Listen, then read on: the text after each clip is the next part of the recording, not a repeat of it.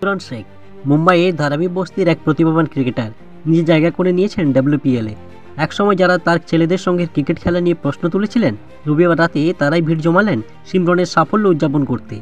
বেঙ্গালুরুতে ডাব্লিউপিএলের মিনি নিলামে গুজরাট জায়ান্টস তাকে 1,90,00,000 টাকা কিনেছে, যা তাকে আনক্যাপড ক্রিকেটারের মধ্যে দ্বিতীয় সর্বোচ্চ মূল্যের মালিক বানিয়েছে। সিমরনের বাবা জাহিদ আলী পেশায় একজন ইলেকট্রিক মিস্ত্রি। তার মেয়ের জন্য সমাজের বাধা অগ্রাহ্য করেছিলেন। সিমরনের কথায়, গরিব মুসলিম পরিবারের মেয়ে হয়ে ক্রিকেট খেলা সহজ ছিল না। অনেকেই বাবাকে বলতো খেলা ছেড়ে কাজ শেখানোর জন্য, তবে বাবা কখনো থামায়নি। সিমরন বর্তমানে মুম্বাইয়ের সিনিয়র দলের হয়ে খেলছেন এবং মহিলাদের ওয়ানডে টুর্নামেন্টের জন্য আহমেদাবাদে রয়েছেন। তিনি বলেন, আমি দারুণ খুশি। নিলামের আগে ভাবছিলাম দল পেলেই যথেষ্ট।